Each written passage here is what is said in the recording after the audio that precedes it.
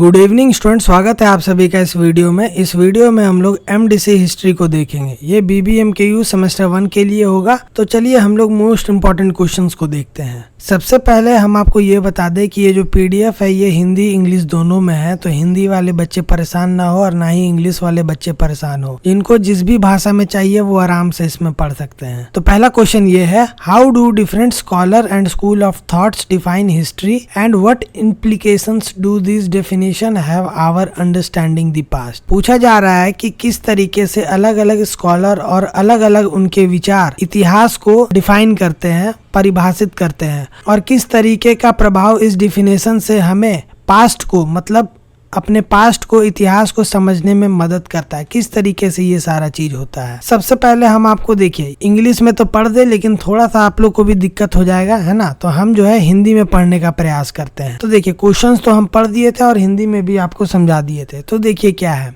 विद्वानों और विचारधाराओं ने इतिहास की परिभाषा को विविध दृष्टिकोण से देखा है। सभी लोग जानते हैं कि विद्वान विचारधारा इतिहास को अलग अलग दृष्टिकोण से, क्योंकि सबका विचार अलग अलग है तो इसलिए सब लोग अपने अलग अलग विचारधाराओं से देखेंगे। प्रत्येक अतीत की प्रकृति और वर्तमान में इसकी प्रगतिशील के बारे में अद्वितीय दृष्टि प्रदान करता है। समझ सकते हैं कि अलग अलग लोग जो है अलग अलग तरीके से सोचे हैं। तो ये चीज जो वर्तमान में जब हम लोग ये सारा चीज को देखते हैं कि जो लोग अलग अलग तरीके से सोचे हैं, तो ये एक अलग सा जो है इमेज प्रदान करता है, दिखाता है। इसके मूल में इतिहास को अक्सर अतीत की घटनाओं के रिकॉर्ड में देखा जाता है। इसका क्या है, इतिहास को अक्सर क्या देखा जाता है कि रिकॉर्ड है, पिछले जो भी चीज हुआ है उसका एक रिकॉर्ड है, एक पास्ट बुक है। तो इसको हम लोग समझ सकते हैं ऐसे, जो समय के साथ मानव समाज की प्रगति दस्तावेजीकरण करता है। मतलब जैसे जैसे समय बीतते जाता है तो इतिहास क्या करता है कि उस चीज का, उस समय जो चीज हुआ था उस चीज को ऐतिहासिक तौर पे दस्तावेजीकरण हो जाता है। मतलब एक डॉक्यूमेंटेशन की तरह वो लिखा जा सकता है। जैसे कि अभी पीएम मोदी प्रधानमंत्री 2024 में बनने वाले हैं, है ना, बनने वाले हो सकते हैं। तो उनका भी क्या है कि एक दस्तावेजीकरण धीरे धीरे करके, कि 2014 में भी प्रधानमंत्री थे, 19 में भी बने, अब 2024 में भी हो सकता है वो बन जाए। तो ये सभी चीज जो है दस्तावेजीकरण होता है। इतिहास का यही पारंपरिक दृष्टिकोण, जिसका उदाहरण हेरोडोटस जैसे हस्तियों द्वारा दिया गया। मतलब हेरोडोटस जो है एक इतिहासकार हुआ करते थे, थिंकर हुआ करते थे, जो उस समय तो इतिहास तो कहा नहीं जाता था। उस समय तो ये सारा कुछ सब्जेक्ट ही नहीं होता था। उस समय सोच होता था, विचार होता था, थिंकिंग होता था। तो हेरोडोटस भी एक थिंकर थे, जो भी इस तरीके का ये भी विचार देते हैं। ऐतिहासिक आख्यानों के पुनर्गणना के तथ्यात्मक सटीकता और कालानुक्रमिक क्रम के महत्व पे जोर देते हैं। ये सभी लोग जो हैं वो जो पास्ट में जो भी चीज हुआ है उसको क्रमानुसार वे में ये सारा चीज पे ये लोग जोर देते थे। इन लोग का सोच से ये पता चलता है।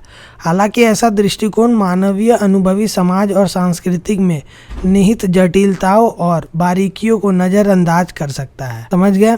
अब आइए दूसरा देखते हैं। कुछ विद्वान इतिहास के प्रति अधिक व्याख्यात्मक रूप अपनाते, जैसे कि कुछ तो है जो लूजली वे में कह देते हैं कि इस तरीके से हुआ था, उस तरीके से हुआ था। कुछ विद्वान जो है अपने आप को उस चीज में घोल मिला लेते हैं, उस इतिहास में, उस विचार में घुल मिला लेते हैं।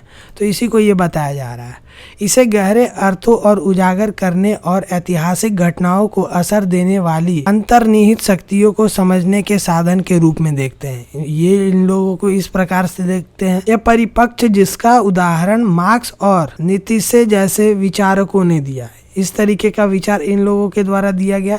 ऐतिहासिक विकास पर सामाजिक, आर्थिक और वैचारिक कारकों के प्रभाव पर जोर देता है। ऐतिहासिक घटनाओं का उसे व्यापक संदर्भ में विश्लेषण करता है।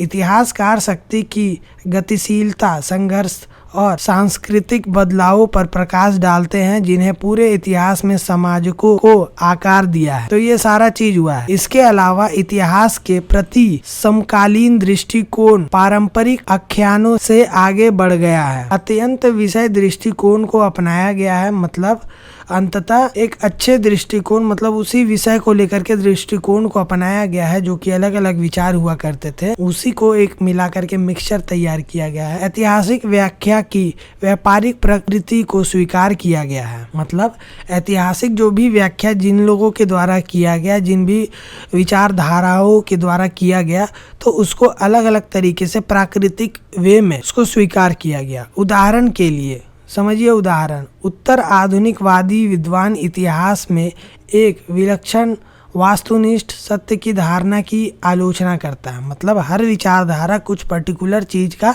आलोचना करता है, तो इसी तरीके से वास्तुनिष्ठ सत्य की धारणा को आलोचना करता है एक विद्वान इतिहास, उत्तर आधुनिक विद्वान इतिहास ये लोग करते हैं। ऐतिहासिक प्रवचन को आकार देने में भाषा, शक्ति और प्रतिनिधित्व की भूमिका पर प्रकाश डालते हैं। ऐतिहासिक आख्यानों में कई दृष्टिकोण और आवाज़ की यह पहचान अतीत के बारे में हमारे समझ को समृद्ध करती है। मतलब पीछे पास्ट के बारे में ये सारा चीज़ हमें जो है अच्छे तरीके से समझाती है और समृद्ध करती है, उससे लैस करती है उस ज्ञान से पूरे, जिससे ऐतिहासिक घटनाओं की अधिक समावेशी और सूक्ष्म व्याख्या की अनुमति मिलती है। तो ये सारा चीज होता है। अंततः इतिहास की परिभाषा हमारे द्वारा पूछे जाने वाले प्रश्नों, हमारे द्वारा जांचे जाने वाले स्रोतों और हमारे द्वारा निर्मित आख्यानों को आकार देकर अतीत की हमारी समझ पर महत्वपूर्ण प्रभाव डालती है। व्याख्यात्मक अंतर्दृष्टि और विविधता दृष्टिकोण से तथा सत्य विवरण और एकीकृत करने वाले सामग्री दृष्टिकोण को अपनाकर इतिहासकार मानवीय अनुभवों की जटिलता और उजागर कर सकते हैं और इन तरीकों पर प्रभाव डाल सकते हैं जिनसे अति वर्तमान को प्रभावित करता रहता है। जिसके तहत क्या होता है, अतीत जो है अलग अलग तरीके से वर्तमान को प्रभावित करता रहता है। तो अब आइए हम लोग दूसरा क्वेश्चन, ये जो क्वेश्चन आएगा ये हम बहुत मुश्किल से खोज करके निकाले हैं, जो कि इस तरीके का जो क्वेश्चन है ये 2-3 क्वेश्चन को अपने में समाहित कर लेता है, जिससे कि आप लोग को बहुत आसानी होता है हर एक तरीके के क्वेश्चन को सॉल्व करने में। तो आइए हम लोग दूसरा, ये छोटा सा प्रश्न है तो इसको हम लोग देखते हैं। इतिहास की आधुनिक अवधारणा कैसे विकसित हुई? कि इतिहास की जो आधुनिक अवधारणा है कैसे विकसित हुई, विशेषकर बदलते सामाजिक, सांस्कृतिक और तकनीकी संदर्भों में इसकी प्रतिक्रिया दीजिए। मतलब जो सोशल में, जो कल्चरल, जो टेक्नोलॉजी में किस तरीके से आज जो है हमारा इतिहास जो है आज पे प्रभाव डाला, किस तरीके से ये अवधारणा अलग अलग तरीके से विकसित हुई। तो देखते समझते हैं। बदलते सामाजिक, सांस्कृतिक, तकनीकी संदर्भों की प्रतिक्रिया में इतिहास की आधुनिक अवधारणा बहुत ही महत्वपूर्ण विकसित हुई है, बहुत ही अच्छे से विकसित हुई है। इतिहासकार तेजी से अंततः विषय दृष्टिकोण अपना रहे हैं।